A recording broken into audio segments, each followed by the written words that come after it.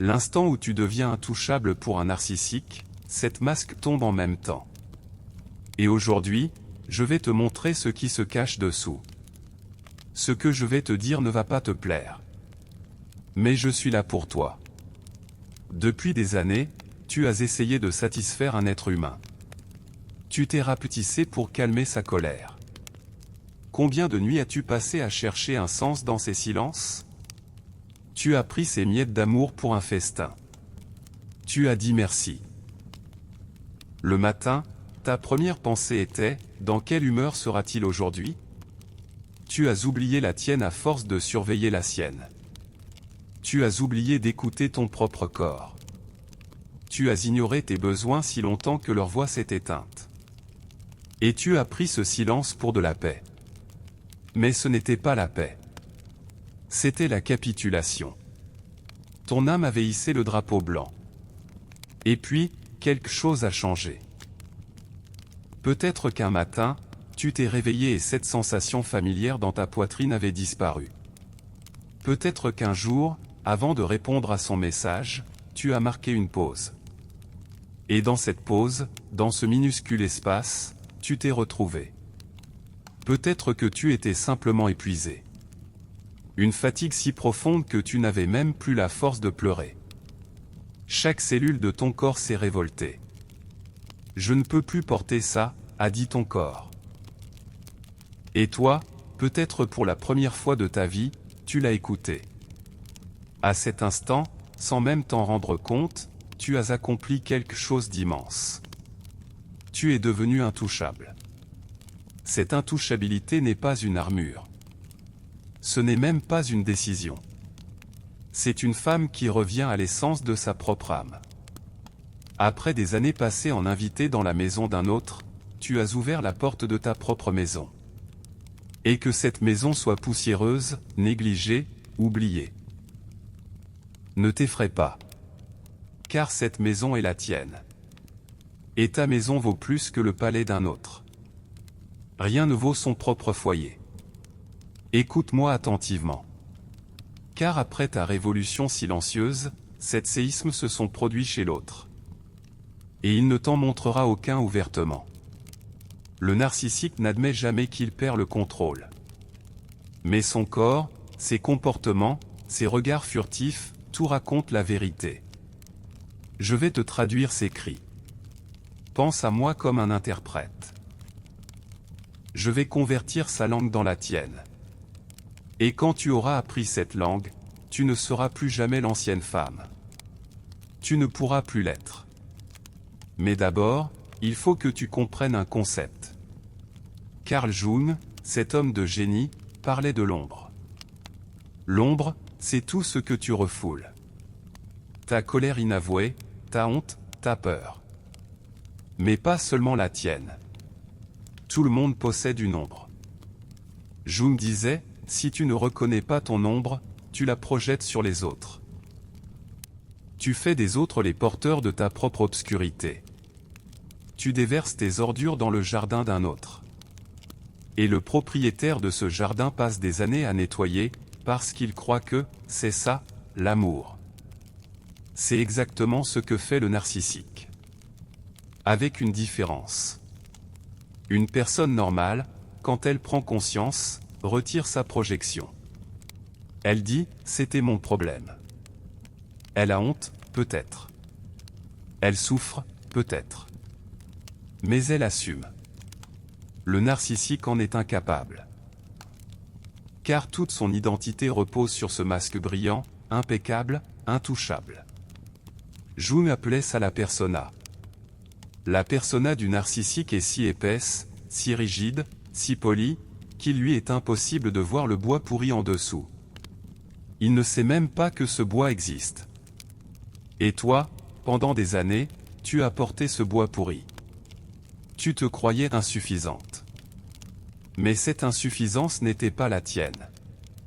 C'était la sienne. Tu as ressenti sa honte dans ton propre corps.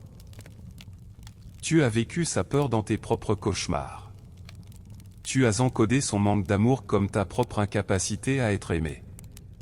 Jusqu'à l'instant où tu es devenu intouchable. Et à cet instant, la projection de l'ombre a commencé à se retirer. Comme un ballon percé d'une minuscule aiguille. Pendant des années, ce ballon a gonflé, gonflé, gonflé. Et tu n'as pas été l'aiguille. Tu as simplement fait un pas en arrière. Et le ballon a éclaté sous son propre poids. Quand tu as cessé de supporter sa noirceur, cette noirceur est retournée chez son propriétaire. Et le narcissique, pour la première fois de sa vie, s'est retrouvé seul face à sa propre ombre. Crois-moi. C'est pire que l'enfer pour lui. Car il avait construit toute sa vie pour ne jamais rester seul avec cette ombre. Toutes ces manipulations, tous ces jeux, tous ces masques n'avaient qu'un seul but, fuir sa propre ombre. Et toi, tu as fermé la sortie de secours. Je vais maintenant te montrer les 7 visages de cette confrontation. Premier séisme. Celui-ci est si étrange qu'il pourrait même te rendre heureuse au début. Du jour au lendemain, il devient gentil. D'une gentillesse que tu ne reconnais pas. Il t'apporte des fleurs. Il prononce des mots qu'il n'a jamais dit. Je ne veux pas te perdre. Je ne peux pas vivre sans toi. Ses yeux se remplissent de larmes. Il prépare peut-être le dîner. Il te raconte peut-être une histoire de son enfance, quelque chose qu'il n'avait jamais partagé. Et à ce moment, tu as l'impression que la personne que tu attendais depuis des années est enfin apparue. C'était donc ça, te dis-tu. C'est pour ça que j'ai tenu. Et toi, cette femme épuisée, asséchée, transformée en désert pour une goutte d'amour, tu hésites un instant. Peut-être qu'il a vraiment changé. Peut-être qu'il a enfin compris. Arrête-toi. Arrête-toi ici. Si tu m'as écouté jusqu'ici, je veux partager avec toi une vérité qui va éclairer ta vie entière. On peut nourrir un serpent de miel pendant 40 ans. Il crachera toujours du venin. La seule chose qu'un serpent change, c'est sa peau. Jamais sa nature. Grave cette vérité au sommet de ta vie. Continuons. Ce n'est pas un changement. C'est de la panique. Jung parlait de la fissure de la persona. Ce masque parfait que le narcissique présente au monde a commencé à se craqueler avec ton retrait. Car tu étais son miroir. Tu étais le pilier qui reflétait sa grandeur, validait son existence, maintenait sa persona debout. Imagine un cirque. Le narcissique est le funambule. Et toi, tu es le poteau qui tient les 2 extrémités du fil. Quand le poteau se retire, le funambule tombe. Ses fleurs, ses mots doux, ses yeux embués, ce n'est pas de l'amour. C'est un funambule qui bat des bras en pleine chute. C'est le craquement d'un bâtiment. C'est une tentative de recoller le masque avec de la colle bon marché.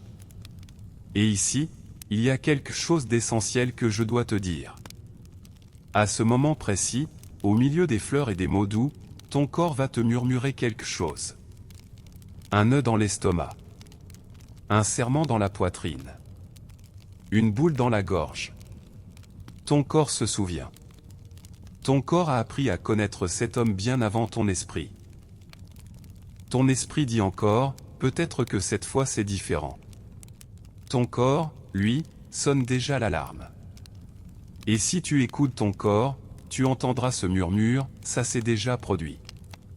Et à chaque fois, la tempête a suivi.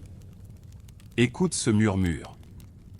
Car la deuxième réaction est l'annonce de cette tempête. Un jour, peut-être une semaine plus tard, peut-être 3 jours, peut-être quelques heures seulement, le masque de bonté tombera. Et dessous, la même rage. Pire que tout ce que tu as connu. Mais cette rage ne viendra peut-être pas sous forme de cri. Non. Le narcissique est plus rusé cette fois. Car il a vu que les anciennes méthodes ne fonctionnent plus. Crier ne t'a pas ramené. Accuser ne t'a pas ramené. Alors il essaie une autre voie. Cette rage arrive comme un poison fin. Goutte à goutte. Tu as tellement changé. Tu n'étais pas comme ça avant. Tu n'étais pas quelqu'un d'aussi froid. Qu'est-ce qui t'est arrivé? Je ne te reconnais plus. Et il dit ça avec une telle tristesse qu'on croirait qu'il porte le deuil d'une personne disparue. Tu comprends ce qu'il essaie de faire? Il présente ta transformation, ton éveil, cette intouchabilité miraculeuse, comme une maladie. Comme si tu ne guérissais pas.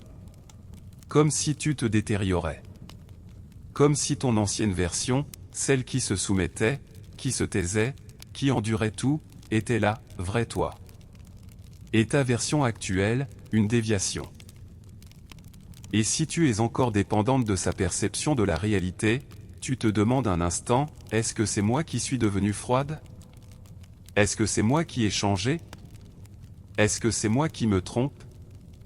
Cela touche l'une des zones les plus sombres de ce que Jung appelait l'inconscient collectif. Cette croyance profonde, gravée dans l'os, que la société a enseigné aux femmes génération après génération, la bonne femme ne dérange personne. La bonne femme est douce. La bonne femme pardonne.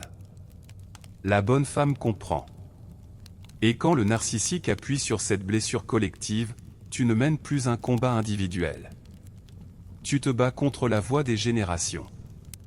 La voix de ta mère. La voix de ta grand-mère. La voix de sa mère à elle. Toutes ces femmes qui t'ont dit, adapte-toi. Sois conciliante. Cette voix est si puissante que tu n'entends plus la tienne. Mais toi, maintenant, tu sais distinguer leur voix de la tienne. N'est-ce pas? C'est ça, l'intouchabilité. Entendre les voix, mais ne plus leur obéir. Sentir la tempête, mais ne pas se laisser emporter. Troisième séisme. Plus sournois. Plus dangereux. Le narcissique commence à t'ignorer. Mais ce n'est pas une bouderie ordinaire. C'est une absence calculée. Un vide stratégique. Tu cesses d'exister dans son monde. Il répond tard à tes messages. Ou pas du tout. Vous êtes dans la même pièce, mais son regard te traverse comme si tu étais un mur de verre. En présence d'autres, il t'efface. Tu n'es pas là. Quelqu'un te pose une question, il s'interpose et répond à ta place. Ou pire, pendant que tu parles, il regarde son téléphone. Chacun de tes mots reste suspendu dans l'air. Sans propriétaire. Sans valeur. Et ça fait plus mal que tous les cris et toutes les accusations d'avant. Car celui qui crie reconnaît au moins ton existence. Celui qui s'emporte contre toi sait que tu existes. Mais celui qui t'ignore tente d'effacer ton existence même. C'est une tentative d'assassinat psychique. Jung aurait appelé ça l'annihilation psychique. Quand le narcissique comprend qu'il ne peut plus te contrôler, il essaie de t'effacer de la réalité. S'il te rend suffisamment invisible, suffisamment sans valeur, suffisamment seul, tu reviendras en courant. Tu supplieras, regarde-moi. Tu redeviendras l'ancienne. Et il pourra reprendre là où il s'était arrêté. Continuer à boire ton sang. Je veux dessiner une scène dans ton esprit. Un dîner. Vous êtes assis à table. Des invités peut-être. Ou juste vous deux. Lui, absorbé par son téléphone. Toi, tu racontes quelque chose. Comment s'est passée ta journée, quelque chose d'important ou pas, mais c'est ta voix. Ton partage. Il ne lève même pas la tête. Ou il la lève, mais ses yeux sont vides. Ce vide glacial que tu connais. Ce regard qui dit « Je ne suis pas là ». Et à ce moment, un gouffre s'ouvre dans ta poitrine. Comme si quelqu'un avait plongé la main pour arracher ton cœur. Est-ce que j'existe ici, te demandes-tu? Suis-je si insignifiante? Suis-je vraiment invisible? Non. Tu n'es pas insignifiante. Tu n'es pas invisible. Tu es devenue intouchable. Et la seule façon de punir une intouchable, c'est d'essayer de la rendre invisible. Mais sache ceci, plus tu es puissante, plus on tente de te faire disparaître. À travers l'histoire, les livres brûlés contenaient toujours les idées les plus dangereuses. Les voix réduites au silence étaient toujours les plus puissantes. Personne n'essaie d'ignorer une fourmi. On ignore le lion. Car le lion, rien que par son regard, impose son autorité. Le lion n'a même pas besoin de rugir pour dire « Je suis là ». Tu es ce lion. Quoi qu'on te dise, quoi qu'on te fasse, tu es une femme puissante. Et le fait qu'il t'ignore est la plus grande preuve de ta force. Quatrième séisme. Celui-ci va te surprendre. Le narcissique commence à se perfectionner aux yeux du monde. Il enfile le rôle qu'il s'est choisi. Des poses de bonheur sur les réseaux sociaux. Des mensonges dorés racontés à ses amis. Peut-être un nouveau hobby. Peut-être une nouvelle image. Peut-être la salle de sport. Peut-être une nouvelle barbe, de nouveaux vêtements. Tout est si brillant, si éblouissant, qu'un instant tu te dis, il est vraiment heureux sans moi. Cette pensée brûle ta blessure encore fraîche. Celle qui saigne encore. Toi, certaines nuits, tu trempes encore ton oreiller de larmes. Mais lui danse avec le soleil comme si rien ne s'était passé. Comme si tes années n'avaient laissé aucune trace. Comme si tu étais quelqu'un qu'on efface d'un trait de plume. Mais il ne danse pas avec le soleil. Il brûle. Et il ne veut pas que quiconque le voie. Sa douleur est si atroce qu'il se débat comme un animal à l'agonie. Si tu ne savais pas tout cela aujourd'hui, si tu n'étais pas tombé sur cette vidéo, toi non plus tu n'aurais pas pu le comprendre. Tu te serais noyé dans ta propre douleur. Continuons. Souviens-toi de la persona de Jung. La persona, c'est le masque présenté au monde extérieur. Le mot vient du latin, le visage que portaient les acteurs au théâtre. Et le narcissique est un acteur qui passe sa vie entière sur scène. Quand son masque se fissure, il tente de le reconstruire plus épais, plus brillant, plus spectaculaire. C'est comme repeindre la façade d'une maison dont les fondations s'effondrent. À l'intérieur, tout s'écroule. Les murs se fissurent. Le plafond est sur le point de céder. Mais de l'extérieur, tout le monde dit « Quelle belle maison !» Et le propriétaire essaie de tenir debout grâce à cette admiration extérieure. Car il n'a pas le courage d'affronter l'effondrement intérieur. Voilà le monde intérieur de ce narcissique pour qui tu as brûlé, pour qui tu as perdu le sommeil, qui t'a fait tant souffrir. Un secret magnifique. Le vrai public de cette performance brillante, ce ne sont pas ses amis. C'est toi. Ces publications, ces rires, ces messages de « ma vie est parfaite » sont tous conçus pour que tu les vois. Imagine une scène de théâtre. Dans la salle, il n'y a qu'une seule spectatrice, toi. Et il joue tout le spectacle pour toi. Car le narcissique veut ton regret. Il veut que tu dises « Qu'est-ce que j'ai fait ? J'ai perdu cet homme. » Il veut que tu crois que ton intouchabilité était une erreur. Il veut que tu reviennes. Et si tu vois clair, si tu perçois ce jeu, si tu peux sentir la pièce obscure derrière ces photos étincelantes, félicitations. Car c'est la preuve que ton œil intérieur s'est ouvert. Tu ne regardes plus la surface. Tu regardes en profondeur. Et en profondeur, derrière ce masque brillant, tu vois un enfant. Effrayé. Seul. Abandonné. Et oui, tu as de la compassion pour cet enfant. C'est normal. C'est la preuve que tu es humaine. Mais sauver cet enfant n'est pas ta mission. Cet enfant vit à l'intérieur de l'ombre du narcissique. Et seul le propriétaire de cet enfant, le narcissique lui-même, peut descendre dans cette ombre et le prendre dans ses bras. Peu importe les sacrifices que tu feras. Tu ne peux pas descendre dans l'ombre d'un autre pour sauver l'enfant qu'il porte en lui. C'est l'une des vérités les plus douloureuses de la psychologie. Et les plus libératrices. Ta responsabilité, c'est l'enfant qui vit en théorie. 5e séisme. Aussi douloureux que les autres.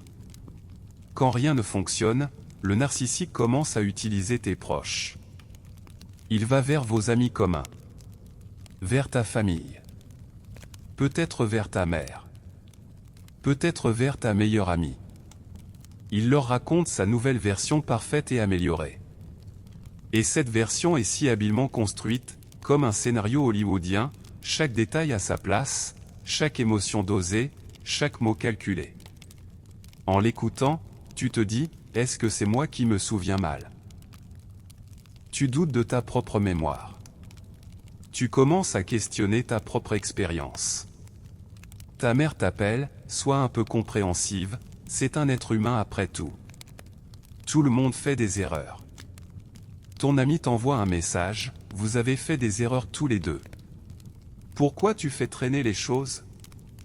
La vie est courte. Et d'un coup, ta réalité est remise en question. Ce que tu as vécu est minimisé. Ta douleur devient une exagération. Tes années deviennent un petit ressentiment. Ton traumatisme devient un malentendu. Les nuits blanches et les larmes que tu as versées sont oubliées. C'est l'un des mécanismes contre lesquels Jung mettait le plus en garde. La dissolution de la vérité individuelle sous la pression collective. Quand la société place le vivre ensemble, l'harmonie, l'unité familiale, au-dessus de la vérité individuelle, la personne qui souffre est victime deux fois. Une première fois de ce qu'elle a vécu. Une deuxième fois parce que personne ne la croit. Et la seconde victimisation est souvent plus dévastatrice que la première. Car la première fois, au moins, tu connais ton ennemi. La seconde fois, tes alliés deviennent tes ennemis. Laisse-moi te dessiner une scène. Tu es assise avec une amie. Quelqu'un en qui tu as confiance depuis des années. Peut-être dans un café. Peut-être chez elle. Thé, café. Tu lui racontes tout. Tu déverses ton cœur. Elle écoute, hoche la tête, dit « Je comprends ». Et puis, cette phrase arrive. Cette phrase bombe. Mais lui aussi t'aimait beaucoup, tu le sais, non? Et à ce moment, en une seule phrase, toute ta réalité vole en éclats. Car le mot « amour » est jeté comme une couverture sur tout ce que tu as vécu. Comme si l'amour justifiait tout. Comme si l'amour était une excuse légitime pour rapetisser un être humain pendant des années. Pour manipuler. Pour détruire psychiquement. Comme si le mot « il t'aimait » était une gomme magique qui effaçait le passé. Mais l'amour ne fonctionne pas ainsi. L'amour ne punit pas quelqu'un qui devient intouchable. L'amour n'a pas peur de voir l'autre grandir. L'amour, ce n'est pas le contrôle. L'amour, face à la possibilité de perdre l'autre, se demande « Comment puis-je mieux aimer ?» Pas « Comment puis-je la faire revenir ?» 6e séisme. Peut-être le plus étrange de tous. Un jour, le narcissique vient te voir et dit « J'ai commencé une thérapie » ou « Je travaille sur moi » ou il lance un titre de livre, mentionne un podcast. Peut-être qu'il dit « Travail de l'ombre ».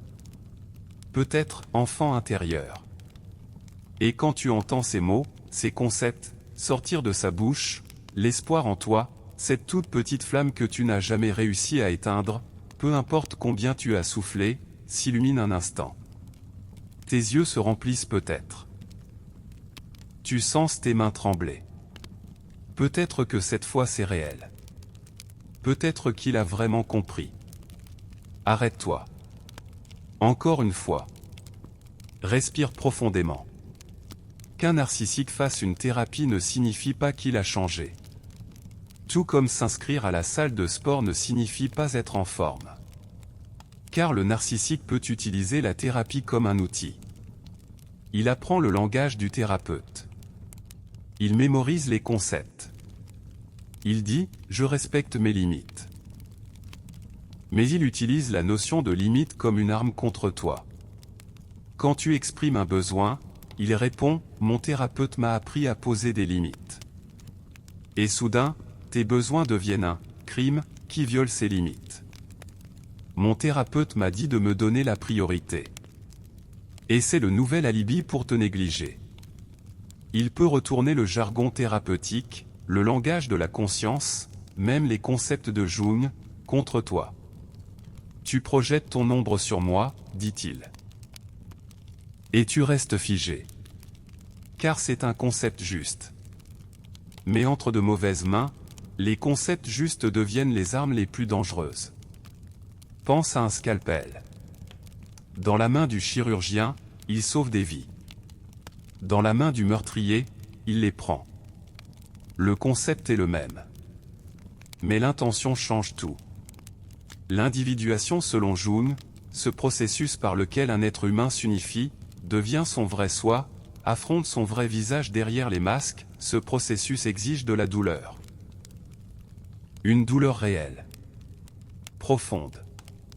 Qui ronge jusqu'à l'os, qui empêche de dormir, qui remet en question toute ton identité. Le narcissique est un être qui fuit la douleur.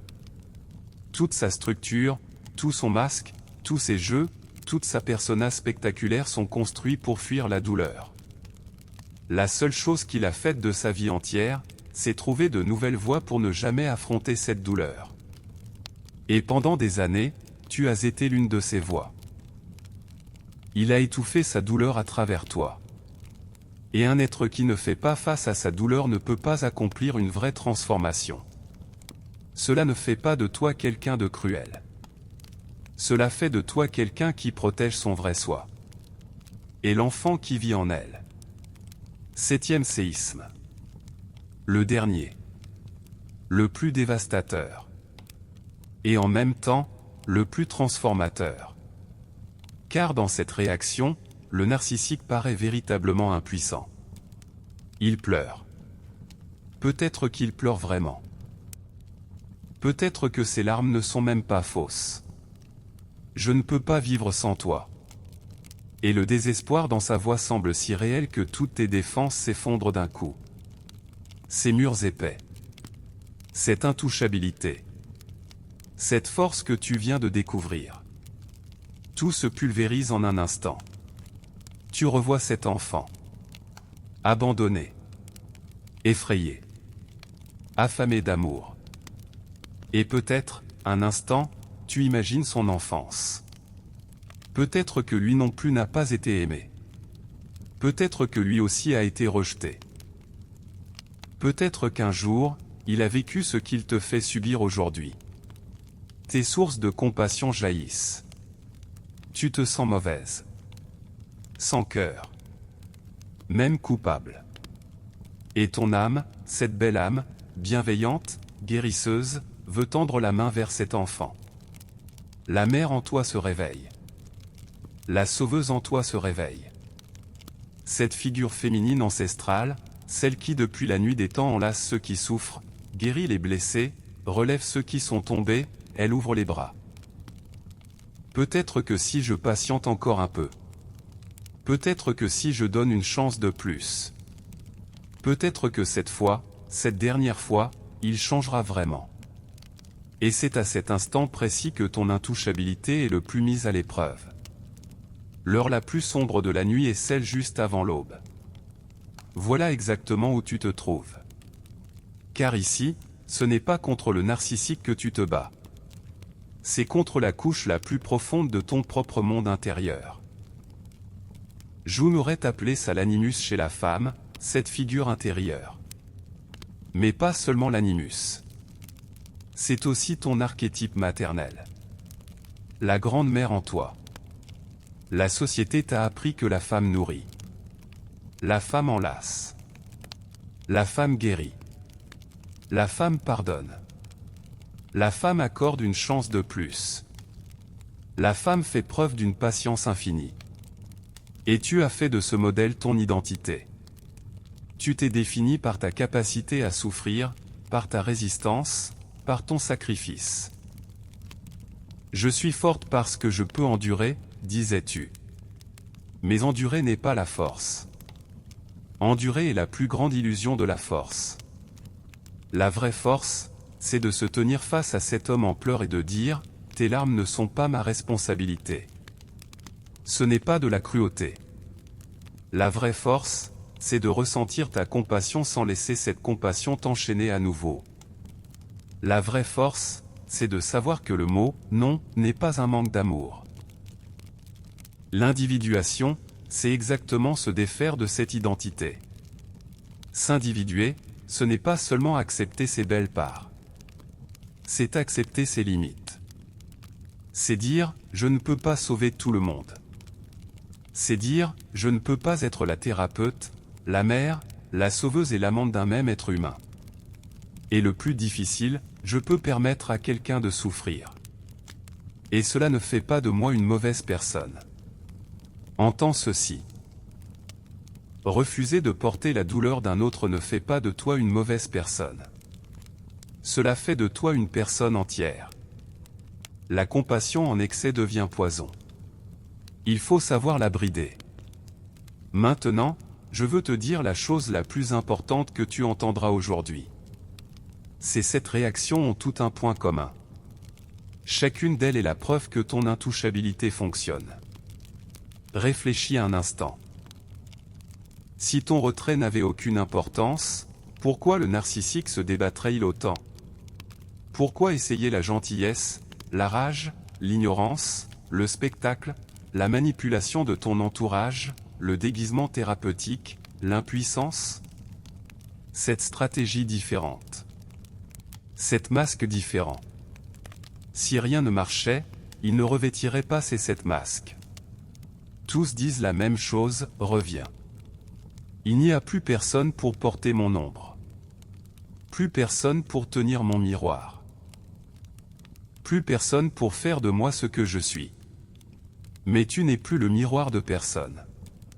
Tu n'es plus une femme qui existe pour porter l'ombre d'un autre. Tu es une femme qui a fait la paix avec sa propre ombre. Qui a embrassé sa propre obscurité. Qui a choisi sa propre complétude. Et ce choix est une révolution silencieuse. Elle ne fera pas les gros titres. Elle ne sera pas tendance sur les réseaux. Personne ne te remettra de médaille. Personne n'applaudira. Personne ne dira « Comme elle est courageuse ». Mais cette révolution est un séisme dans ton monde intérieur. Et les répliques de ce séisme ébranlent l'autre jusque dans ses fondations. Ton intouchabilité secoue tout son être comme une faillite. Jung a écrit un jour que le plus grand paradoxe du chemin de l'individuation est qu'on est le plus entier au moment où l'on est le plus seul. Des gens travaillent pendant des années pour comprendre ce paradoxe. Mais toi, tu l'as compris en le vivant. Tu es en plein cœur de ce paradoxe en ce moment même. Tu es seul. Et tu es entière. Tu souffres. Et tu es forte. Les ruines de ton ancienne vie sont sous tes pieds. Mais de ces ruines, une femme nouvelle est en train de naître. Plus sage. Plus profonde. Plus vraie que celle d'avant. Cette femme ne mendie plus l'amour. Car elle sait quelle est la source. Cette femme ne cherche plus l'approbation. Car elle sent que la sienne suffit. Cette femme n'attend plus de sauveur. Car elle a appris que se sauver soi-même demande plus de courage que de sauver un autre. Cette femme peut s'asseoir dans une pièce silencieuse, écouter sa propre respiration, et se sentir plus remplie que sur la place la plus bondée du monde. Et face à ta transformation, que ce soit l'homme, la femme, la société, la famille, peu importe, tous seront ébranlés. Car ton intouchabilité leur rappelle leur propre vulnérabilité. Ta complétude leur renvoie en miroir leurs propres fissures, leurs propres manques. T'appairant leur chaos encore plus bruyant. Tu les déranges rien qu'en existant. Et ce n'est pas ta faute. C'est ta puissance. Et ce qu'ils en font, c'est leur affaire. Ce n'est plus la tienne. Tu es une planète qui a trouvé sa propre orbite. Pendant des années, tu as tourné autour d'une étoile étrangère. Tu t'es éclairé de sa lumière. Tu as laissé sa gravité dicter ta route. Tu as brûlé dans ses explosions. Mais maintenant, tu tournes sur ta propre orbite. Et tu découvres que ta propre lumière est plus chaude, plus vraie, plus durable que la lumière empruntée. Tu as trouvé ton orbite. Et elle t'appartient. Personne ne peut t'en déloger. Plus personne. Si ces mots ont touché quelque chose en toi, si tu as reconnu ces 7 séismes dans ta propre vie, si ton intouchabilité est devenue non plus une décision mais une posture, écris dans les commentaires. Je suis une femme puissante. Écris-le. Pas seulement pour moi. Dis-le toi. Dis-le à voix haute. Certaines phrases, quand on les écrit, changent le papier. Quand on les prononce, change l'air. Quand on les entend, change l'âme. Tu es intouchable. Tu n'as besoin de la permission de personne pour ça. À bientôt, ma reine.